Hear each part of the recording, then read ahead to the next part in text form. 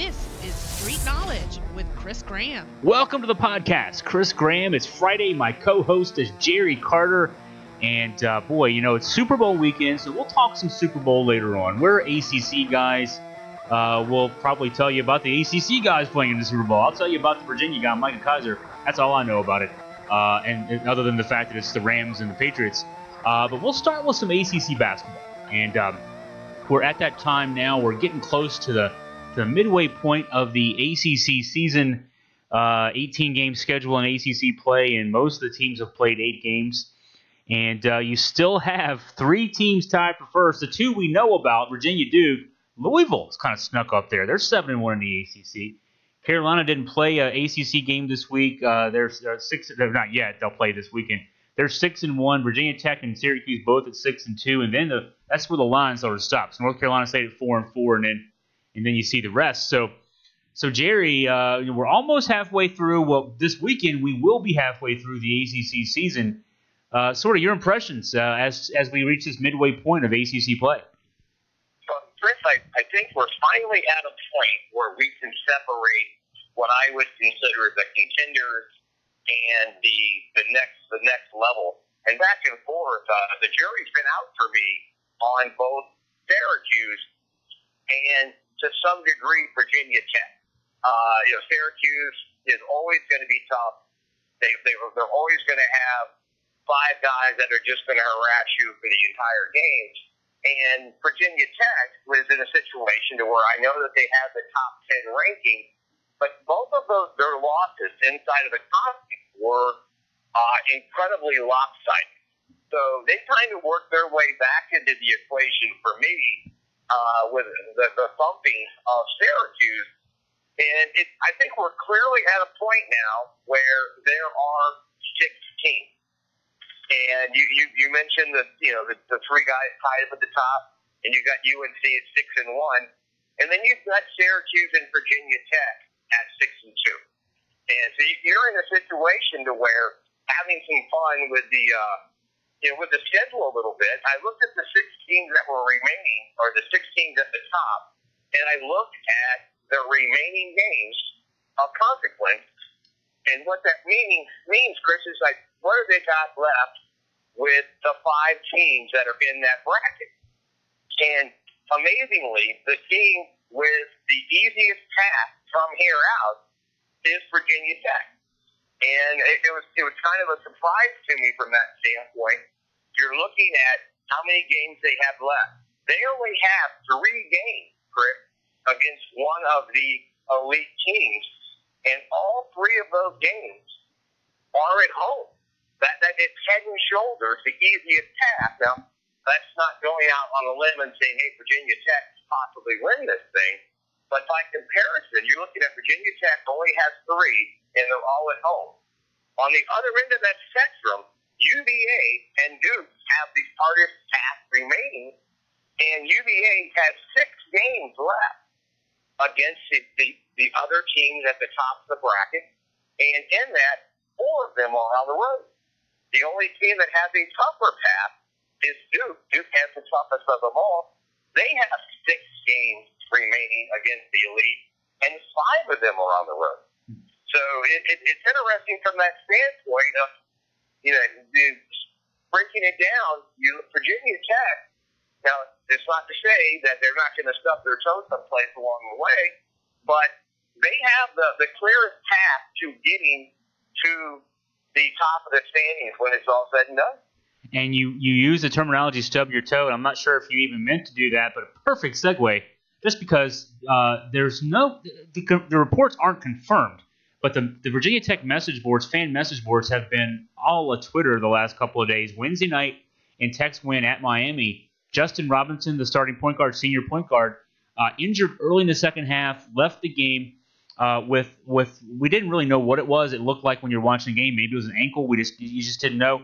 Now word is that it was a toe injury, and there is speculation on the message boards again. I have not seen anything. I just Google searched his name to see if there was anything formal out as of when we're recording this right about 4 o'clock Friday, confirming the news. But there is speculation about a broken toe, which that's going to keep you on the sidelines. You can play with some things. You know, Kihei Clark, the backup point guard at UVA, played with a broken wrist for a few games with a cast, but you're not going to be able to play. I don't think you're going to be able to play basketball if he has that broken toe. So we'll know more, I'm sure, going into tomorrow as the Hokies are at North Carolina State.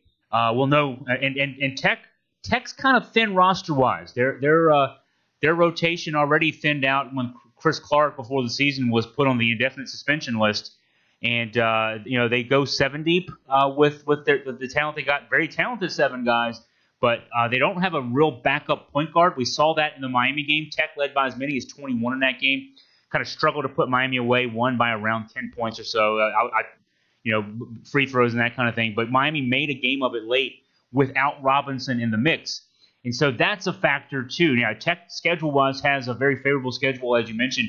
And it's interesting, Jerry, the ACC does this for TV purposes.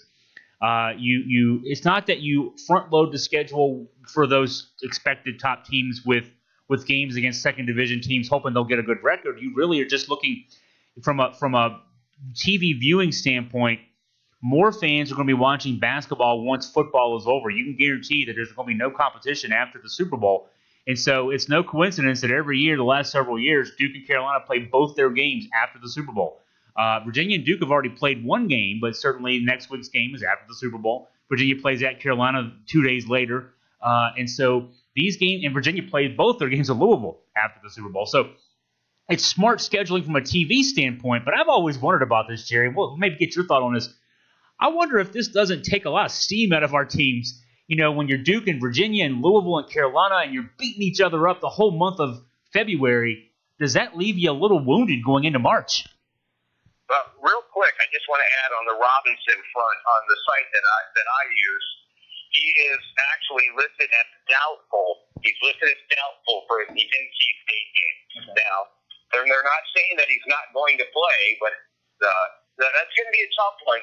And, the UVA fans are very familiar with NC State and how they can find a way. I don't think that NC State played over their head against UVA, but they had a way to harass UVA down a level.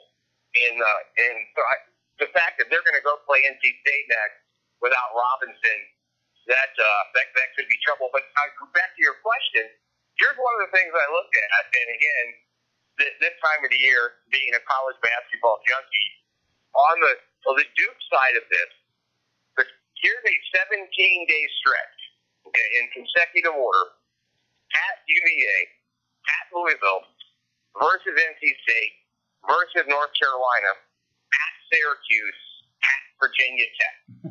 That's 6 straight games, and 5 of those 6 fall into the category of one of those matchups where you're playing one of the other elite teams. And your off day is NC State. That's ridiculous. It's interesting from that standpoint, and you're looking at that. The scheduling, the biggest surprise to me, and again with a brother that has a diploma from U of L, I was telling him from the day that they hired Mac and what he accomplished at Xavier, I said they're gonna be good year 2. They're going to be good. There was no way to foresee they were going to accomplish this year 1. So UVA, when you drew up the board at the beginning of the season, you're looking at 2 league matchups with Louisville. Before the season started, Chris, I'll be honest with you, I didn't see those as big challenges. You're sitting there, now you got the Duke and the Carolina games mixed up. But I think it does make it harder from a standpoint of playing that many games against for UVA to have 10 conference games left, okay, and to have 5 of them be against the elite teams, that's going to make it interesting. But again, Virginia Tech, they have the path, but I'm not sure that they're going to be able to circle the wagons if Robinson's out for an indefinite period of time. And when we talk about the 6, I'm still looking at sort of, even within those 6, I'm looking at sort of 2, 2, and 2. And and this is definitely at the top 2 tiers. I'm being arbitrary, admittedly, because at this stage we'll see in the next few weeks. These teams play each other, as you mentioned, Jerry, so much. But to me, it's still Virginia Duke. They're 1 and 1A, and I'm not even sure which order 1 and 1A, but they're 1 and 1A. And though Louisville and North Carolina are both just with one loss in conference, it's still hard for me to think that they're quite at Virginia Duke level. I think Virginia Duke are Final Four teams. I'm not saying that Louisville and Carolina can't make it there, but I'm not saying to me that they don't feel like. I mean, they're second weekend teams, but they have some flaws that might keep them from getting that far. And then I look at Virginia Tech and Syracuse. You mentioned Virginia Tech's flaws. They're 6-2 in the conference. They did beat Syracuse, but they got blown out by Virginia and blown out by North Carolina. And you could say, well, they played those two teams on the road, but yeah, don't get blown out. Virginia played at Duke and lost by 2. Go out there and avail yourselves well, at least, in defeat. And so what they're hanging their hat on right now is that win over Syracuse. And let's be fair about that win over Syracuse. Virginia Tech played on Monday before the Saturday game, and Syracuse played on Thursday before a Saturday game and had to play on the road at Virginia Tech. So that felt like a game that was scheduled to be a Syracuse loss when the schedule came out several months ago. So put a little asterisk beside that win if you're of my mindset at least. And so Syracuse has that marquee win. Their marquee win is Duke. Put a little asterisk beside that one too, though. Not making excuses, but Duke played that game largely without Trey Jones and all without, Cam Reddish was out with the flu. So those two teams have 6-2 records in conference play. They have a marquee win, one over one of the other over Duke. But I think they're the third tier of the three tiers. And Louisville's got the win over Carolina, impressive win at North Carolina. Carolina's still got Virginia at home. They still got a home and home with Duke. They've got a win over Virginia Tech, but we'll see where they are. That's kind of where I'll break those six down right now. Yeah, I think that's pretty much spot on as far as my thought process as well. And I think the one thing that I've done since the last time we talked is Florida State and NC State. While I both think that they're going to get to the postseason, I no longer see them in any way, shape, or form as challenging for one of the double byes come tournament time. So where Syracuse is concerned and Virginia Tech, you're sitting there going, okay, they could come out of this and have a really healthy run towards the finish. They could just as easily end up with 5 or 6 losses.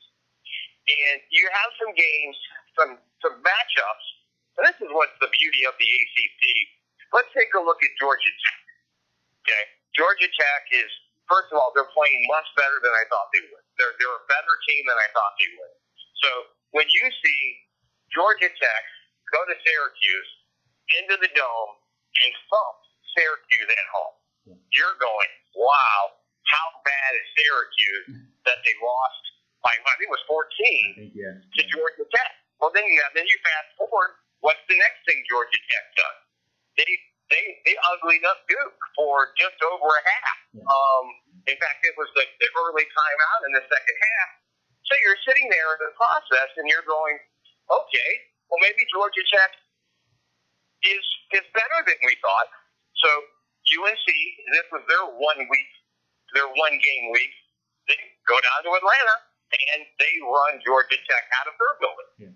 And that was a 23-point margin. So Georgia Tech, in my mind, Georgia Tech and Clemson have kind of flip-flopped. I thought that Clemson would do much better in the league, and that Georgia Tech would suffer a little bit. But they played Syracuse's game in the Dome and won handily. And for 25 minutes, they hung with Duke in Cameron. So you want to tell yourself there's no nights off in the ACC, but the reality is there are some people that are suffering, and they're good people. I love Mike Brey, and of course his ties to Duke. But we watched; they had a rough weekend. The Virginia game, and again, my Virginia ties go all the way back to Wally Walker, and is when I started being a UVA fan.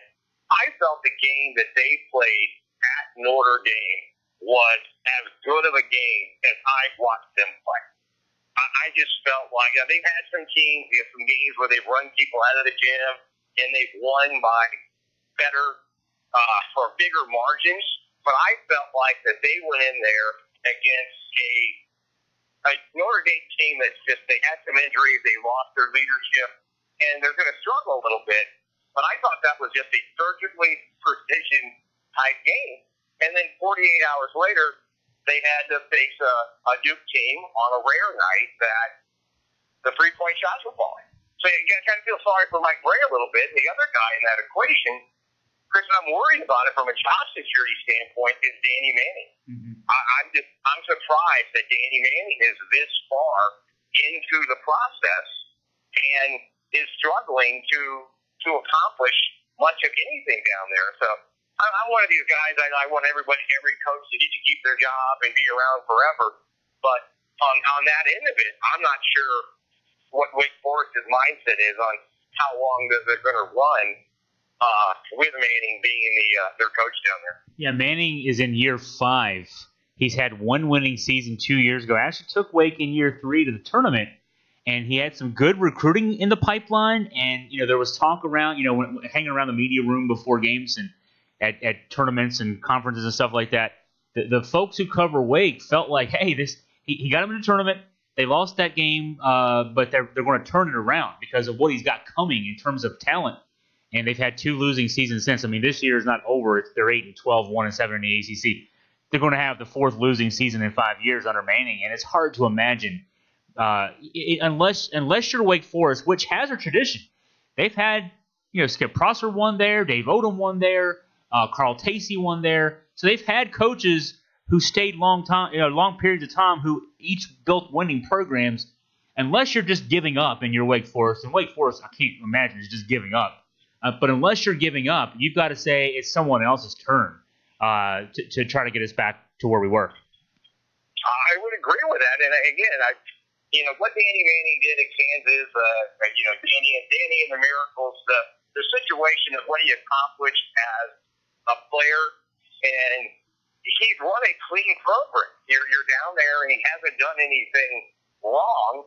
I just, the Chris Paul, when Chris Paul was there, that was the last time that they had a bona fide top-tier player, and they had some success. But you have a decision to make for sure when you're 5 years in. And some of if you look back at their schedule for the last couple of years, not only have they not had a good record, they've had some embarrassing non-conference losses. And you're sitting there from the fan base, and you're just you see 2 or 3 games each year where you're going, really? Wake Forest lost to them? So it'll be tough from that standpoint, but that's the league this year with Wake Forest and Notre Dame. Boston College to a degree. Miami again, combination. Larinaga is another good guy, but I don't know that they're going to recover from some of what took place down there last year. So you do have a handful of games that should be wins, but maybe more so than before. You're in a situation where the bottom 5 teams in that process, I don't know what wins they're going to get in the league other than against each other. I will say, when you talk about bottom 5, maybe even put Clemson in there, surprisingly, a Sweet 16 team last year, but they're not playing.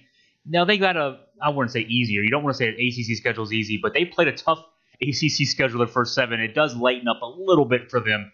When you look at KenPom.com, their in-conference strength of schedule is 2nd. So they have played a tough schedule according to the computers. But Clemson is going to be a tough out. I think they may still have a chance to play their way back in. They're going to have to win some games. They're 2-5 in the conference right now. I think you've got to be not 500 in your conference, especially with their non-conference schedule being a little weaker.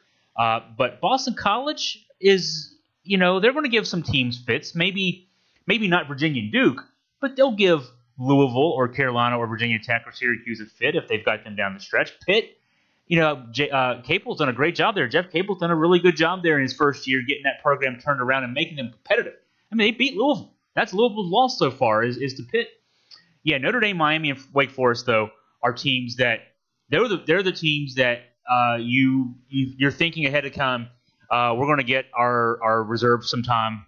We're going to rest our starters, get them 25 minutes, and keep their legs fresh for the next game. And that's a difference. I mean, we've had years where we've seen the 13, 14, 15 teams either play one of the top teams into overtime, beat somebody when they're not supposed to, that kind of thing. I don't know about this year. I would leave that off at Notre Dame, Miami, and Wake Forest. I think Pitt, Boston College, Clemson, Georgia Tech. We've seen Georgia Tech. I mean, they played Virginia Tech tough as well. You're going to see some surprises there. Again, I don't know about Virginia and Duke, but you're going to see some surprises from that group. But yeah, that bottom three, they're about the weakest bottom three we've seen in ACC play in maybe the last decade. Yeah, and on that note, the Clemson team, every time that you think, hey, these guys are getting their act together, that loss at NC State it's a character builder or it's a demoralizer, one or the other. Yeah, and a lot of people, I mean, that game wasn't broken down in great detail because they had their best free throw shooter. Yeah. Somebody that's 80% from the line. That guy would be the best free throw shooter on your side. 6 percentage points. He went 0 for 4. And they weren't even close. Yeah. And you're sitting there, and I don't think that so that's one of those games where you're either going to have to come back and say, man, we got to reset, or you're just going to. They talked about that the team camaraderie is good, and that as soon as he got back to the Little John, he was shooting free throws. But, literally that night, you're in a situation where that was a win that could have put them back in the mix, if you will. Oh, yeah. And that's a tough way to lose it. And just from a standpoint of while we're talking about NC State, the ladies don't get the love that the men do, but right now the only Division I basketball team in the country, undefeated, the NC State Wolfpack at 21-0. They're ranked 7th. And we joke about Cam Rush and how he's the third best player, in the freshman class at Duke. NC State is ranked 7th in the country, Chris, at 21-0. And that's the third best PCC team. But like I said, in NC State's standpoint, they're going to have to start playing the big wigs in the league, if you will. But it's neat to see their program get to that point of 21-0. But yeah, Clemson is going to. I thought watching the NC State game, I thought Clemson had carried some of the hill. I'm worried for them now going forward after that kind of loss. And I'm a little worried. So NC State is a good segue to that. I'm a little worried about State now. I mean, they came back, won that game, a game they should have lost. They were down 6. Marquise Reed misses 4 free throws. They get fouled shooting a 2-pointer to make a 3-point play, make a 3 at the buzzer to win the game at home. And then they play Virginia. Virginia played about the worst game I've seen Virginia play outside of the UMBC game in the last 3 years. And still won on the road in overtime at a top 25 team. So you've got that win. That's a marquee win. And now instead of the marquee win, now you look at NC State. They're 4-4 in the conference. They've played 2 top 10 teams at home. Virginia and North Carolina lost both those games. You've got a loss to Wake Forest as well.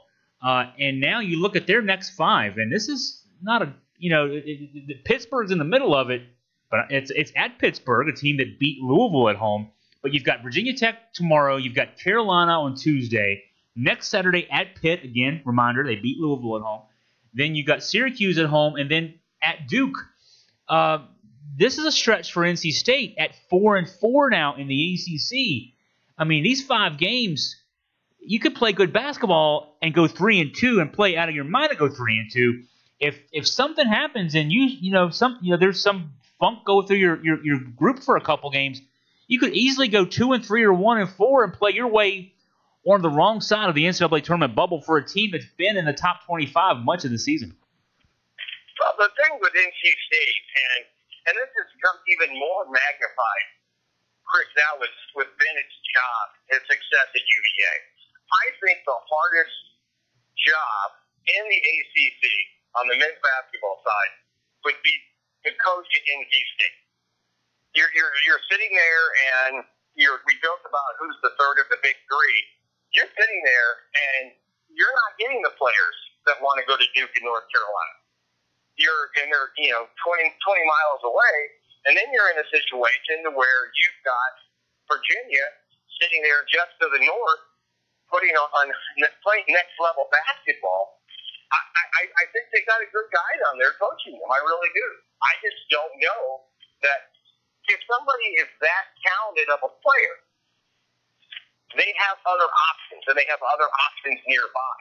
So I see them in the ranking, and again, the coach cashed in on the UVA scare in the NCAA, and he's a good guy, and I think he's going to have a good run down there. I just don't know he has the ability to get that program to that next level. And again, I was listening to you and Scott talk a little bit about the game, both before and after. How is that game not sold out? Yeah. You're sitting there from a fan base standpoint, and you're going, and not only was it not sold out, but it was not sold out by a decent margin. Yeah. So Yeah. I just think that to get to that next level is going to be really, really hard. I think it's even harder at NC State because of the fact that you have both Duke and UNC sitting next to you, and you made the drive to Raleigh, what is it, a 90 minutes, 2 hours type scenario. You just got a lot of people that are nearby, and think about this as well. Not only do you have those three schools, but they all have precise people that they're looking for. Mm-hmm. Tony's recruiting a certain type of player. Mike's recruiting a certain type of player. Roy's recruiting a certain type of player. So chances are, if you're a good player or a great player and you're considering, let's maybe, the UVA players this year, for me, and again, I had season tickets all 4 years that Singletary and Reynolds were playing, and that was a fun time for me. But this group here might be as likable of a group as I've ever seen, 1 through 7 or 1 through 8 at UVA. So, I just don't know that NC State has what it's going to take to get in to the recruiting battles when you have that much competition that are your neighbors in each direction. It is tough because, Duke and Carolina are going to get the best athletes that there are.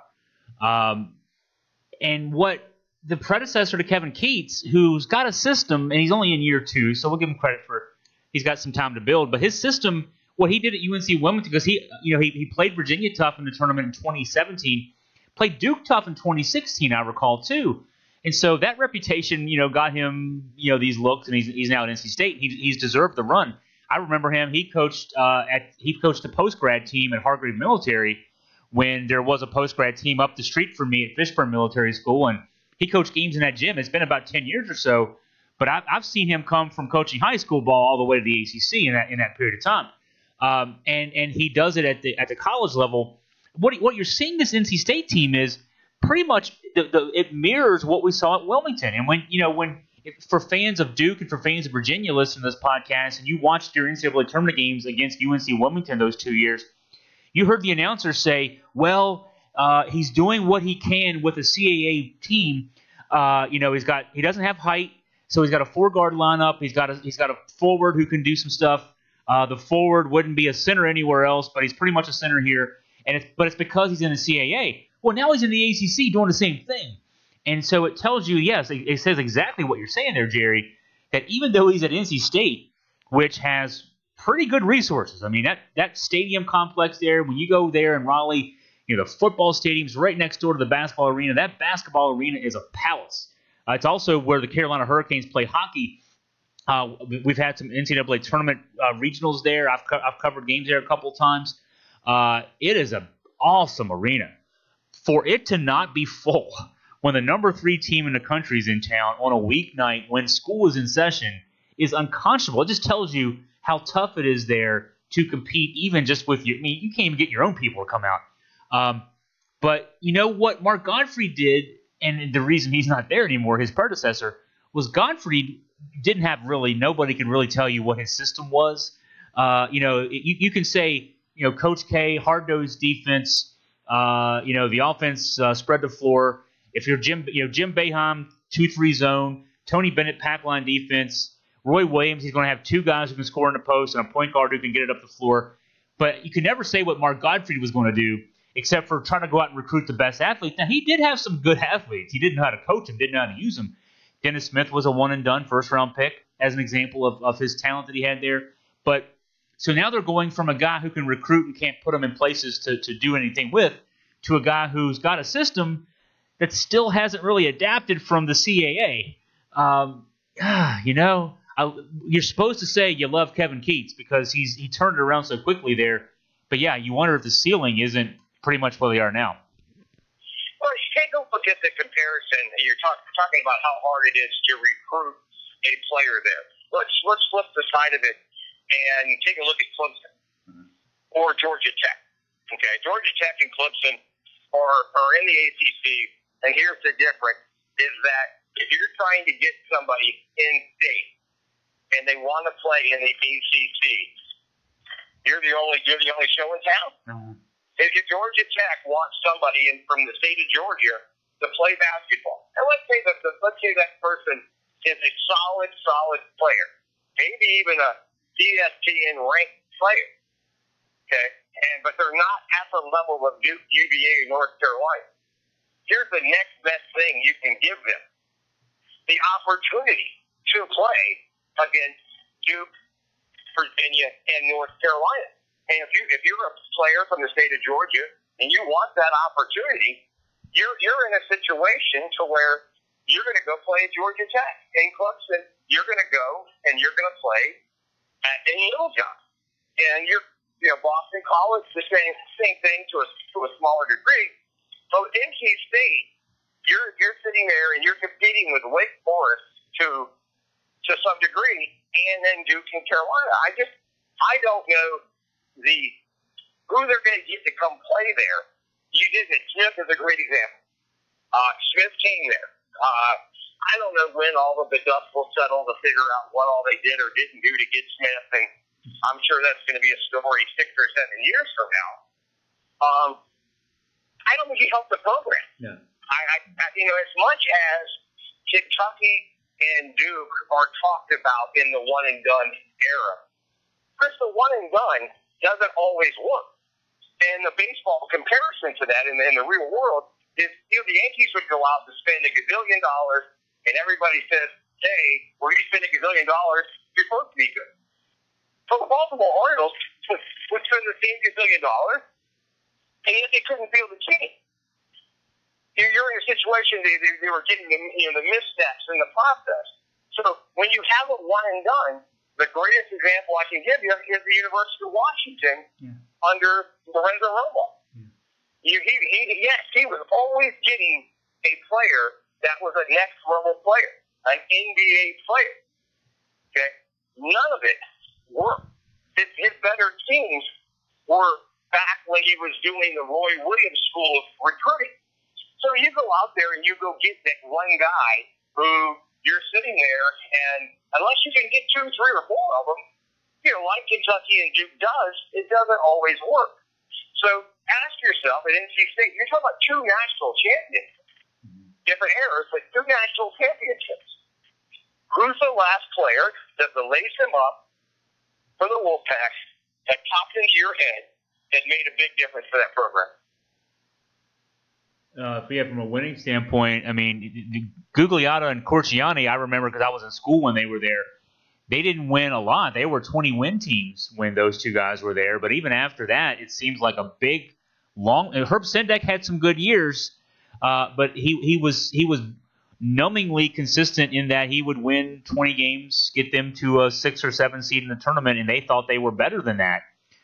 Sidney Lowe certainly took the program to a different level, a few levels below.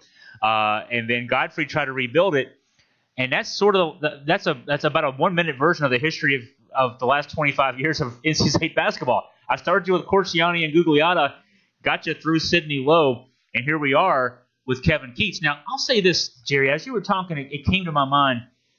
He's only in year 2, Kevin Keatts, and I'm thinking of the model of Tony Bennett. If Kevin Keatts, give him a couple more years. He's got a system. We know he likes playing four guards, a forward who's mobile, and it worked for him at UNC Wilmington, and it's working to the degree it is right now at NC State. Tony Bennett didn't come into Virginia recruiting the best players. Joe Harris, who's in the NBA now, was his first guy who went to the NBA. That was his recruit.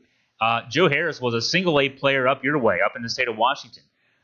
Happened to follow him across the country because he committed to him at Washington State, didn't sign the commitment papers yet, and then when Tony got the job at UVA, he came across because he wanted to play for the Coach Bennett. Malcolm Brogdon wasn't a terribly highly regarded recruit. He's in the NBA now. And those were the cornerstones of a program that in 2014 won the ACC, won 30 games, got to the Sweet 16, and the rest has been history since. They're one of the most successful programs in the last 6 years. But to get there, he had to take 2- and 3-star players and work them to the point where they were 5-star players. And then they won, and now he's getting. You talked about this group this year. I mean, this is the wages of that group of 2013, 2014. These are 4- and 5-star kids who are supposed to win 30 games, and you're seeing them play great basketball. He had to work his way into that by melding. He and his staff melding these unheralded recruits, finding guys that other guys missed, and so. That's the model for Kevin Keatts. He's not going to get Coach K's kids. He's not going to get Coach Williams' kids. He's going to get, but he's got a system. I'll give him credit for that. He's got a system, and he's going to have to recruit to that system, and he's going to have a breakthrough year. Tony had a breakthrough year. The year Virginia won 30, won the ACC with a 16-2 record, won the ACC tournament title, got to the Sweet 16, and should have beat Michigan State in the Sweet 16. I'll always say they should have. Tevin Jones, that was a charge. Tevin Jones took a charge. It wasn't a block. Okay, I'll calm down. But he did that with a group that was not picked in the top 25 that season. He did that with a group that was picked 6th in the ACC that season. And so for Kevin Keatts, it's not going to be this year necessarily, but next year, the year after, he's going to have a breakthrough season with a group of kids that nobody expects to win. And then he'll be able to recruit better. And that's kind of the model that Tony's laid down in the ACC. It's interesting from the standpoint of the UVA situation for you and I. Okay, is the perfect storm. In that if you've got your UVA degree, I've got my daughter's UVA degree. Tony Bennett, our guy from out here. Mm-hmm. It's a situation to where you're sitting there and. I still think back to the day that they announced the signing, and I'm going, please, good Lord, let them have patience. Let them have patience because this guy could get this done. And what he's accomplished is phenomenal. It might be the best 5-year run I've ever seen somebody. He didn't inherit a loaded chest. It wasn't a situation to where UVA was at the top when it happened. But you're right. It was a perfect storm. It was the right coach at the right time. And one of the guys you and I talked about in reference to UVA, Jeff Jones. Yeah. Jeff Jones is a good guy. You pull for Jeff Jones. And I remember, I can't remember if it was Roy or Coach K, they were talking about Jeff Jones.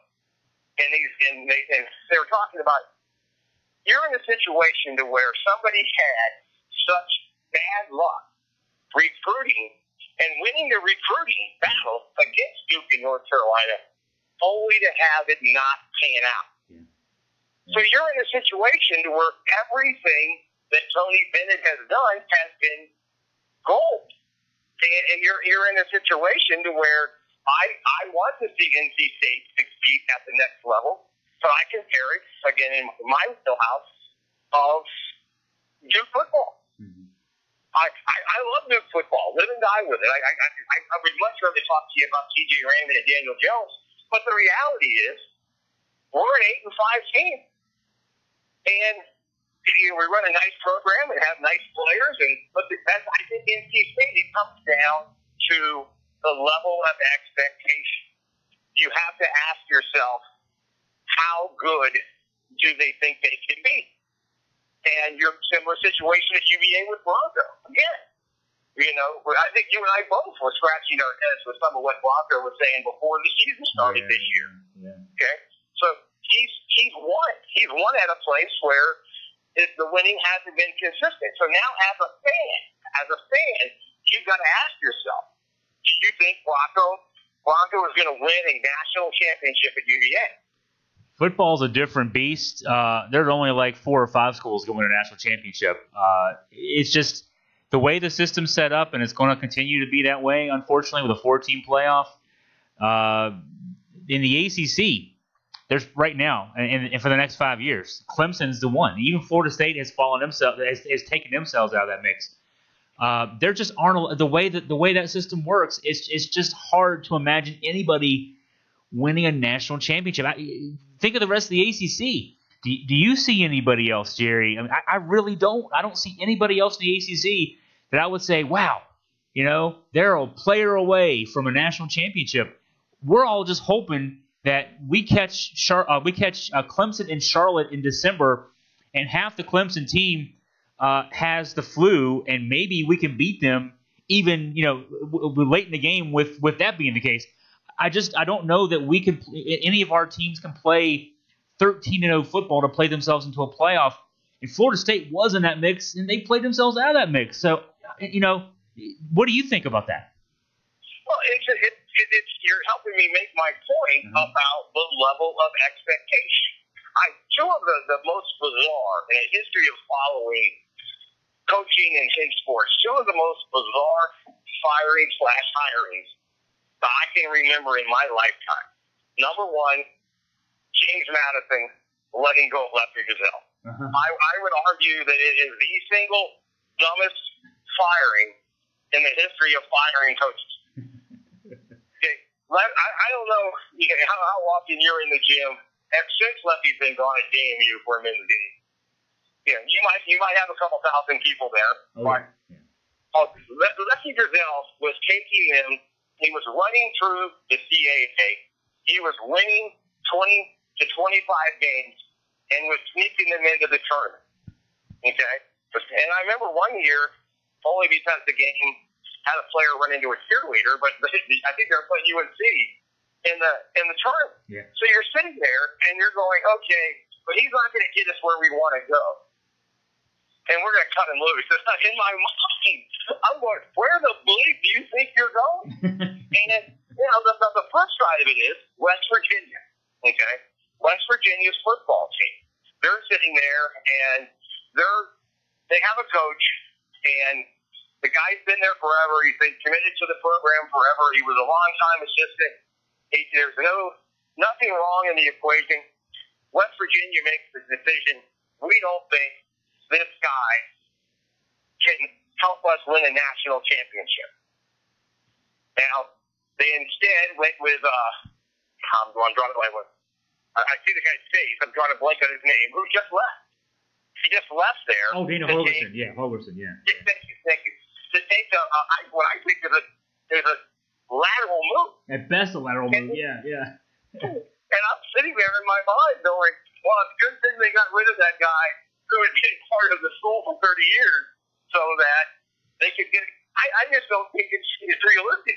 But people talk about it from a standpoint of the football versus basketball. Okay, academics, both schools, UVA and Duke, both schools, different level of academics required. Somebody goes, well, how can Duke be successful in basketball, but they can't be as successful in football? Newsflash. You need 8 guys to win a national championship in basketball. Yeah. You need 60 to 90 to do it in football. Yeah. And so, again, the comparison for Cutcliffe and Bronco, enjoy the ride. Enjoy the success. Whether you go to the bowl game or not, it's just fun to go to the game and to represent the schools well. So NC State, I feel like each time they made a coaching change, they felt it wasn't that they were bad. I don't think any of those guys were fired because they were bad. Herm, I think I remember him leaving to take the job at Arizona State years ago. Yeah. Well, he was kind of pushed out to chase that job. Lowe came in after and ran him into the ground because he was an alum and he coached in the NBA. UVA football did the same thing. We didn't formally fire George Welsh, but we let him resign, wink, wink, and replaced him with an NFL coach, and thinking, that's better. I mean, so yeah, you look yourself, you look the gift horse in the mouth. I say way too much these days. You have a good situation, you think it could be better, and it gets worse because you don't know what the person you bring in. Just thinking about an NBA coach coming to college or an NFL coach coming to college, they probably know X's and O's really well. They probably know player relations really well. Do they know how to sit in a living room and convince mom and dad to let their kid come to school? That's the big part. That's the big part of college sports, whether it's football or basketball, any of the sports. But those two, of course, driving the train. Can you get those kids to come play for you? Because a big part of how successful you're going to be is how many stars you can put in your locker room. How many 1, 2, between the 1, 2, 3, 4, and 5 stars, how many stars do you have in your locker room? And if it's an average of 2, you're not going to be very successful. If it's an average of 4, you're going to be pretty successful. And you don't have a GM. You don't have a general manager drafting players and getting free agents and trades. You don't have that. You're the GM, and you're the coach, and you're the bottle washer. And that's what you can't judge when you think you're hiring somebody better. At least with Kevin Keatts at NC State. Coming back to your point, Jerry, I was trying to make a side point, sort of that football is a different beast. I think I say 4 or 5. There's maybe 10 or 15 programs, and maybe it's 15 or 20, but it's some finite number that's not anywhere close to the 129 who play 1A football that can win national championships. In basketball, though, Loyola Chicago went to the Final Four last year. VCU we've seen go to a Final Four. George Mason we've seen go to a Final Four. Now, they didn't win championships, but they were 2 games away from a championship. And basketball, you can get hot. You can ride it. And it's a bracket sport too. The championship, at least, is a bracket sport. It's not necessarily you're the best team in the East region. You just happen to win 4 games that you were set up to play. And so I think basketball is a different beast, and I think I can see thinking we can do a little better in basketball. In football, though, no. If you're UVA, if you're anybody in the ACC right now aside from Clemson, be happy with whatever you get in terms of 8 wins, 9 wins, 10 wins, because that's what you're going to get. I agree completely, and I got one more from a standpoint of not knowing how the results of something play out until years after the fact. Okay, and then one of them was going back to the same thing about the college football. Okay, let's take a look at Nick Saban. Okay, I will admit that he's second for me behind Dabo because I love Dabo, but Nick Saban took an NFL job. He took an NFL job with the Miami Dolphins. He did what his father did all those years and coached successfully in college. He took an NFL job. Went to Miami, and there was a disagreement with ownership on how the team was going to move forward. Okay? And Nick Saban said, okay, if this is how this is going to play out, I'm not going to do this. I'm going to go back to where I am the guy in charge of everything. Okay? And then what has he done in Alabama? Now, at the time, anybody who was wanting to bang on Saban was saying, oh, he just showed you this, comparing him to things like Bobby Petrino. Do you remember what the disagreement was at Miami? No. Drew Brees was a free agent. Yes. He was leaving San Diego, and Nick Saban goes, give me Drew Brees. Let me sign Drew Brees, and I will win you a Super Bowl. Well, at the time, Drew Brees wasn't Drew Brees. He was a nice player. He had a nice career at Purdue, but it wasn't like he had set the world on fire. And I think he also – there were 2 quarterbacks, and they ended up going with Dante Culpepper, who had better numbers and had knee issues, a knee surgery, whereas Brees had a shoulder injury. I think he even had shoulder surgery. So you're looking at, okay, yeah, Culpepper's a big guy. He can throw the ball. He had a knee issue, which eventually cut his career short. Whereas you got this small guy, he's like 5'10", who hasn't lit the world on fire, and he's got a shoulder issue, and you want him? But it's a situation to where obviously he knew what was going on. He knew what was going on, right. You wouldn't have known it then. So now here's the comparative to that, because something else happened in the world of women's basketball last night. Okay, Coach Wall at Louisville had a great program. He's had a great run. He's sits at number 3 in the country, and you're sitting there and you're going, okay, well, UConn lost the basketball game on the road to Louisville for the first time in 20-some years. Here's the thing about the women's game that you're not going to see till 10 years from now. Okay, yes, Gino has had a ton of success. Gino has won 11 national championships. Okay? I'm telling you, Breanna Stewart is a once-in-a-lifetime, I'm not even going to say generations, a once-in-a-lifetime basketball player. That's why they won 4 straight. That's why for 4 years, it was 24/7, UConn. So then the streak, the longer streak, that was her streak. The kids behind her finished it off, and they played great basketball. But they're in a situation to where they haven't won a national championship since she left. I mean, they've been great. Now this year she was the female athlete of the year in various publications and things, because not only did she win the WNBA championship here, the world, she starred the star of the world team. So you're in a situation to where the same way with Saban and Drew Brees, Gino is going to keep winning, and Gino is going to have some success. I kind of feel bad for the young ladies on the team, because it's one thing, going back to your football comparison, it's one thing to go 13-0 in football. Okay? It's a whole other critter to go 38-0 in basketball. So it'll be a similar situation down the road in that Gino might very well win a 12 to 13. But the difference is, this year, there are 10 teams that could actually win the women's national championship. So those are just two thought processes about sometimes when something happens, we can't appreciate it. Because I wondered why Saban left. And, you're sitting there, and then you realize what it was about, and you're going, wow, you was that guy. So now, it's the same thing about the men's thing this year. First, I think that for the first time, you have 8 or 9 teams that could win the national championship this year. Mm-hmm. Now, what is your number in that category?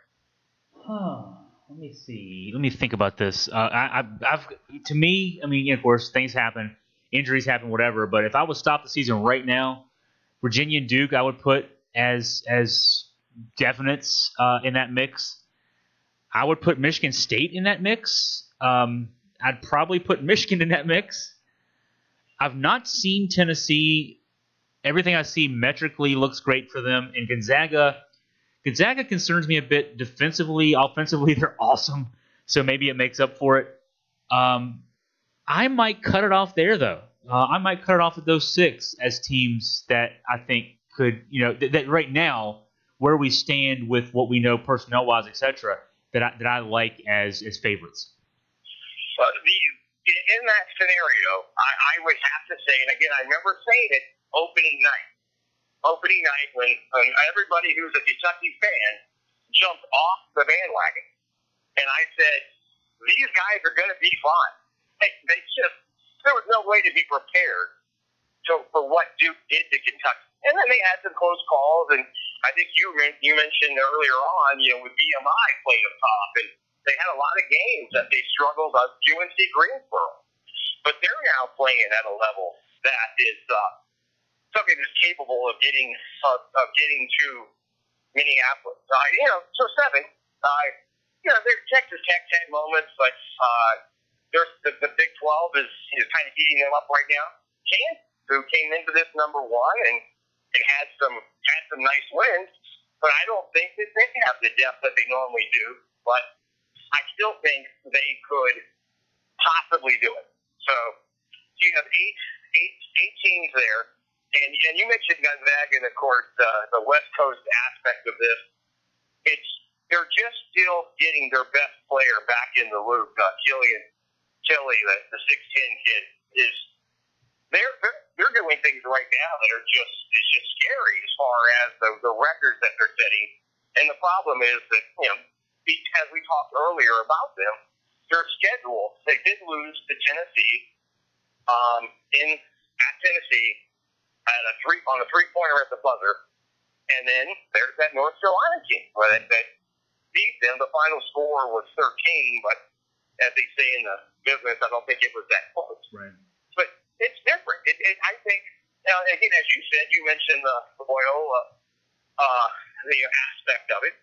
You still have some teams that can sneak in there and get to Minneapolis, but if you're a college basketball fan and you can't be excited about the next 6 weeks, I'm not sure how much of a college basketball fan you are.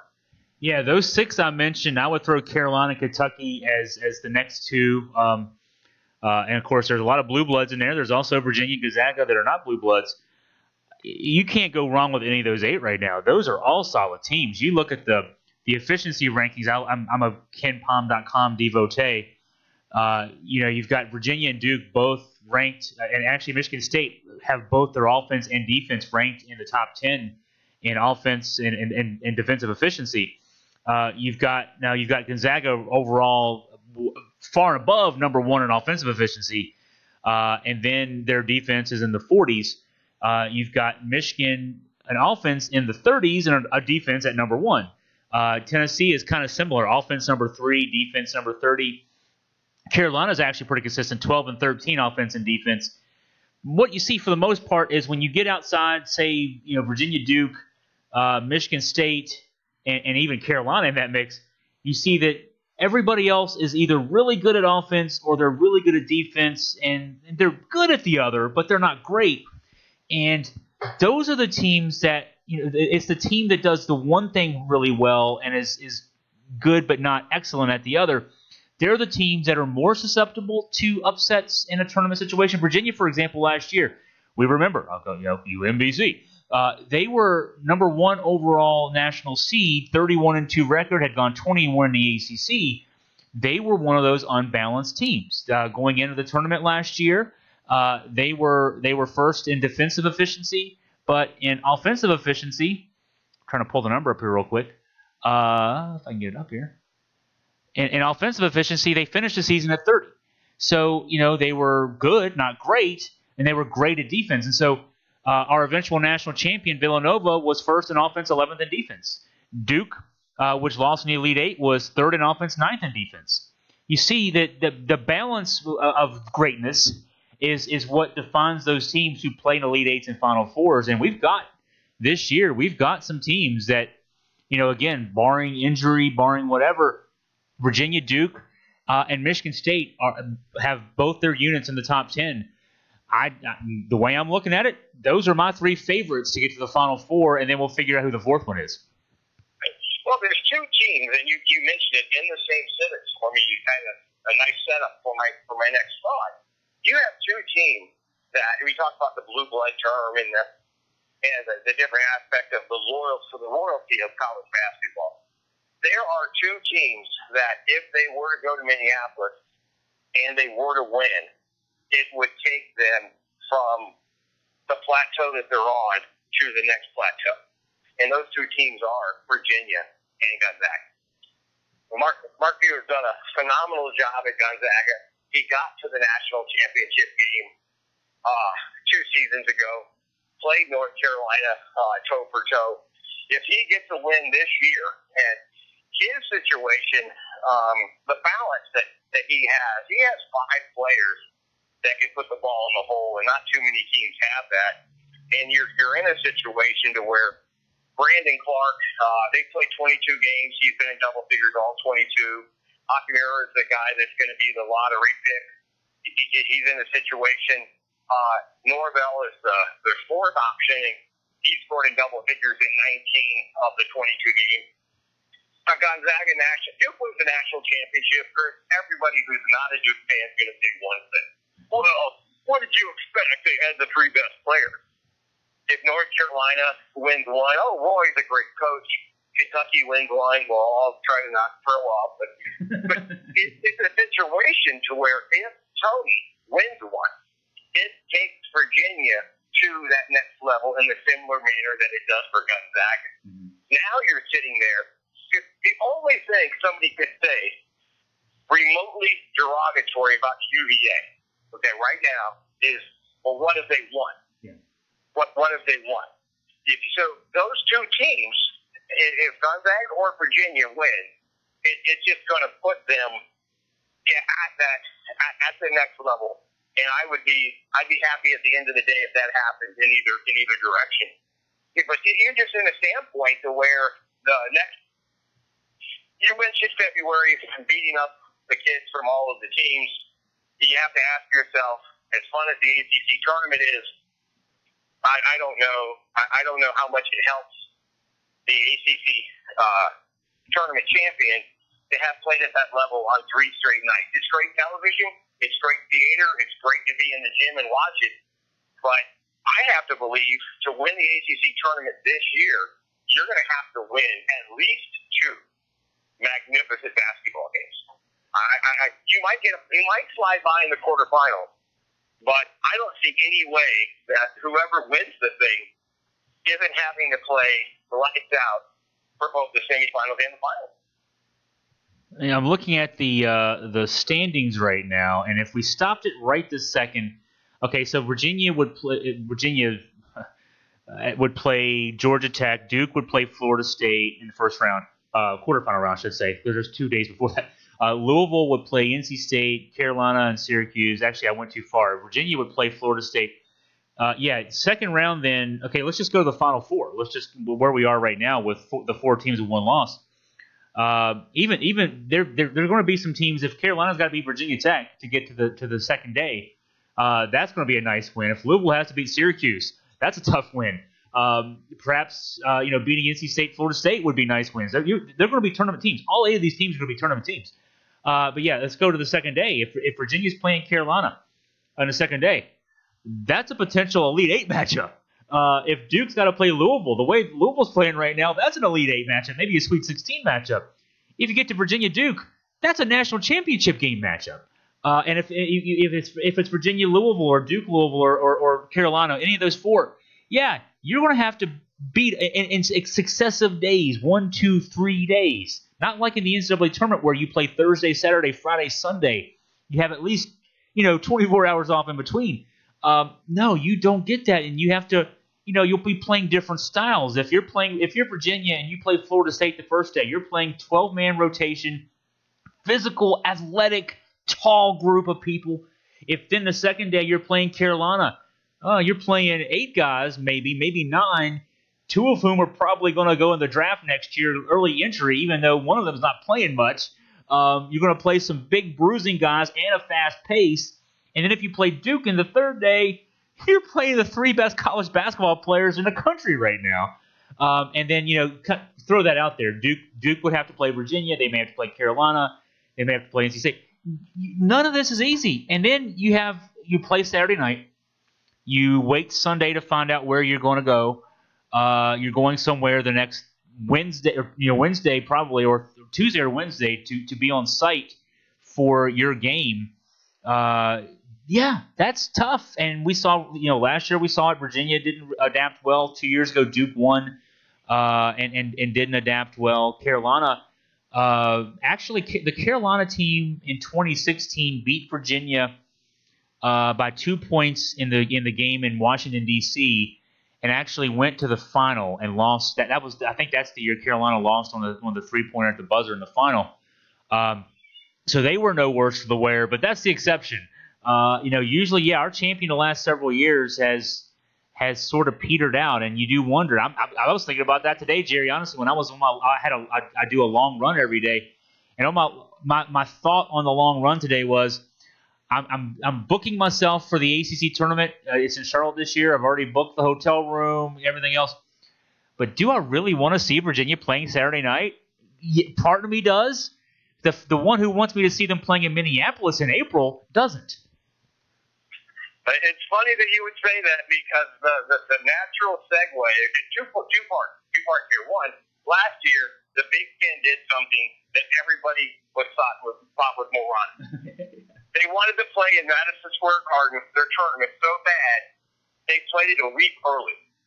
Oh, that's going to hurt this. That's going to hurt that. That's going to disrupt this. You guys are just stupid. Okay? Well, what did stupid get them? They got Michigan to the Final Four. Yeah. I'm sorry, Michigan was not one of the four best teams. So you're sitting there, and we talked a lot during the football season about the bowl games versus the national championship playoff system and how the bowl games are becoming less important. Okay? Now, in that scenario, now, let's say you and I being UVA fans, both lifetime, 6 years ago, nothing was bigger than the ACC tournament. Oh, yeah. Nothing. I would have walked to the ACC tournament. Now that you're sitting there and you're thinking, we've got a shot at the ACC championship, okay? But it could possibly keep us from getting to Minneapolis? Is it safe to say that the ACC championship there is just a little less important because of that? I'll even say this. Scott German and I had a conversation about this. It's been a few weeks now. We did a podcast about a similar topic. I mean, next Saturday night, I don't want to skip tomorrow. Virginia's playing Miami. They should win that game. They're a 22-point favorite going in. And then Virginia's off for a week. Next Saturday night in Charlottesville is going to be electric. It's something you look forward to as a fan. It's going to be amazing. It's going to be astounding. There's going to be game day there. We already know. It's not been announced, but game day is going to be there next Saturday. It's going to be just an incredible environment. It's going to be Christmas times 10. But whoever wins that game, it didn't mean anything. Because what matters, Virginia and Duke both know, what matters is when you start playing around this year, I think it's a week later than usual. It's around March 20th, 21st or so. Those games are the ones that matter. You've got to win 6. Both these programs started this season thinking we want to win 6 straight games in March into April. And so, yes, I mean, it matters next week. Virginia wants to win. Duke wants to win. They want to have seeding. They want to play good just for the sake of playing good. But it ain't the end of the world if you lose next Saturday night. And for a fan, that's the hard part for a fan now. Because, and of course for the players too.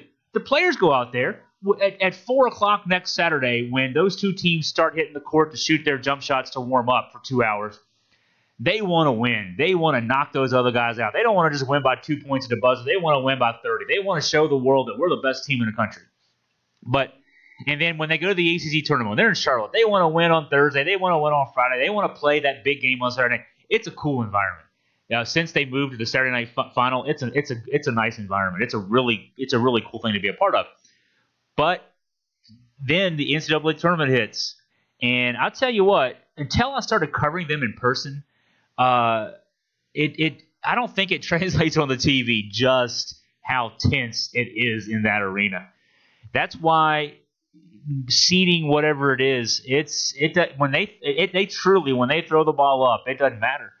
And so, yeah, Jerry, I'm going next Saturday night, and I'm covering the game, but deep down in my heart, I'm rooting for Virginia like crazy, and I hope they win, and I hope they win the ACC tournament. But, yes, I want to win on a Monday night in April. That would be really cool. You also follow Duke basketball. You've experienced that a few times.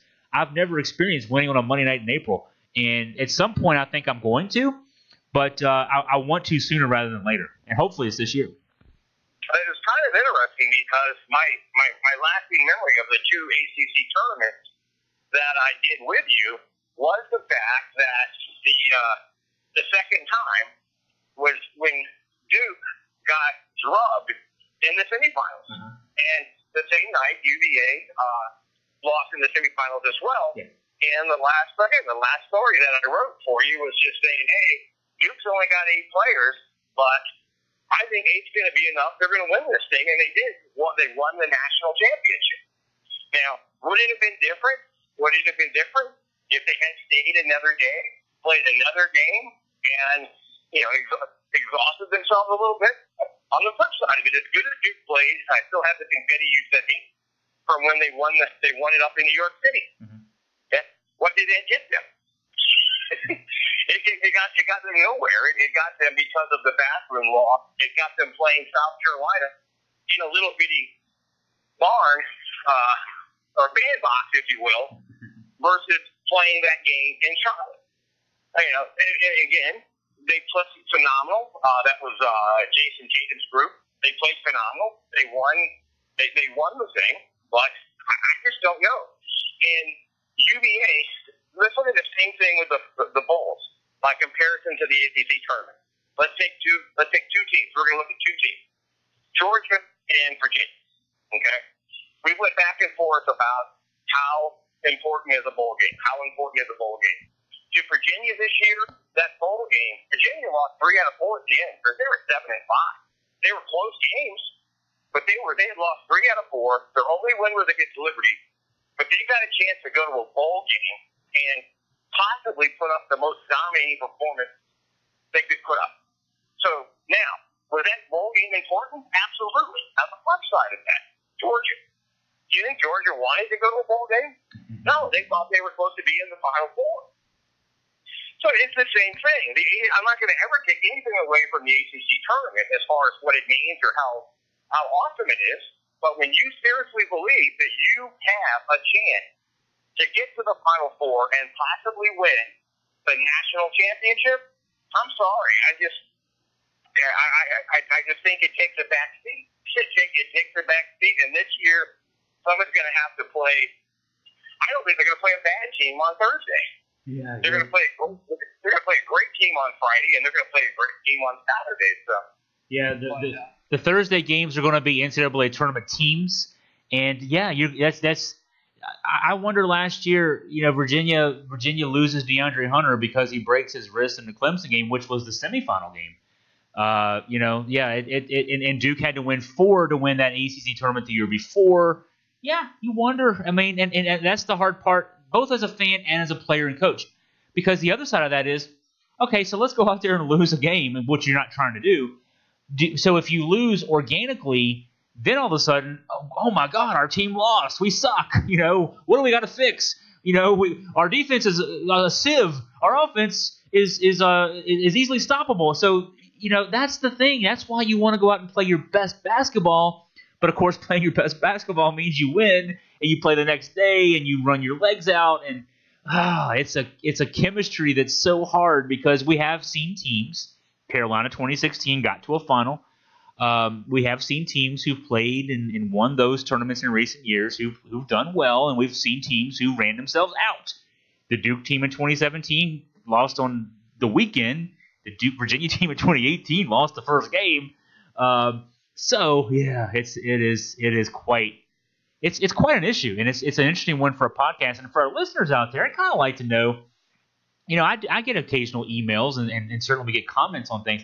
I'd love to know what people out there think because I'm thinking, Jerry, I've got to write a column about this and get some more discussion going about this too. It's a very interesting topic and the bowl game thing too. So definitely AugustaFreePress2@gmail.com. You can tweet me at AugFreePress. You just comment on the Augusta Free Press website or on the Podbean link as well. And there's so many ways you can tell me. I prefer you don't call me necessarily, but I'm okay with that. If you have my phone number, give me a call, whatever. But let us know what you think because this is a really fascinating topic. Scott and I have debated it. Now Jerry and I have debated it. I think we're all on the same page, but we can't convince our coaches and players of the same, right, Jerry? That's the hard part. And I know that you had mentioned that you wanted to speak something about the Super Bowl while we're talking. I had two other things I wanted to, 2.5 things I wanted to sneak in real quick, all one-line thoughts. I was incredibly happy that Daniel Jones, he didn't have the greatest week in practice down in Mobile, and it was a situation where he ended up being the MVP of the Senior Bowl, which really helps the program. T.J. Ramming, actually his performance against Temple, he was named to the All-Bowl team, which I didn't even know that was a thing until this year. Then Marquette, only team in the country, or the only school in the country that's now in the top 10 on both the men and the women's side. And the last thing I had to sneak in because still mad at Reese Davis for dissing the Pac-12. UW now is 1 win away. If they're playing UCLA at home tomorrow, they're 1 win away from going 9-0 and completing the first half of the Pac-12 tournament, for the Pac-12 regular season, undefeated at the halfway mark. It's only happened once in the past 20 years. Hey, you know what? Reese Davis should be in Charlottesville next week, Jerry. I might be able to pass a line on about the Pac-12 when I'll be able to talk with him one-on-one next week. They always do that. They bring the game day guys a day early for us media folks to talk with. So yeah, I'll make it a point. I'll try to get on Reese about the Pac-12 for you. Well, it's interesting with David Chris, Noah Dickerson, Thibault, Carter, Noel. These guys are all cases. Again, they're not at the same level as Gonzaga, and they're my pick to get to Minneapolis outside of Virginia Duke. But they went to Gonzaga when Gonzaga was number one, and played in their little gym, which is an insane place to watch a basketball game, and only lost by 2. These guys are going to do nothing but get better, and got to give, as much as I hate giving props to the Syracuse people, Mike Hopkins. He got the Pac-12 Coach of the Year last year. I really thought he could have gotten the national one, but I wanted to sink those thoughts in, and then where's the Super Bowl is concerned? You got to tell me what you're thinking there.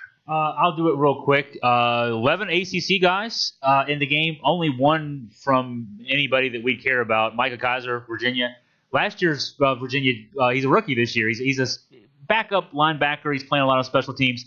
And I saw an article where he talked about how last year, roughly at this time, of course, it was about 13 months ago, but he was getting ready for the Military Bowl, which was his first bowl game because Virginia hadn't played the bowl in all those years. And so you fast forward 13 months, he's playing the Super Bowl now. So good for Micah Kaiser that he's there, and we'll hope he makes a tackle, interception, something like that.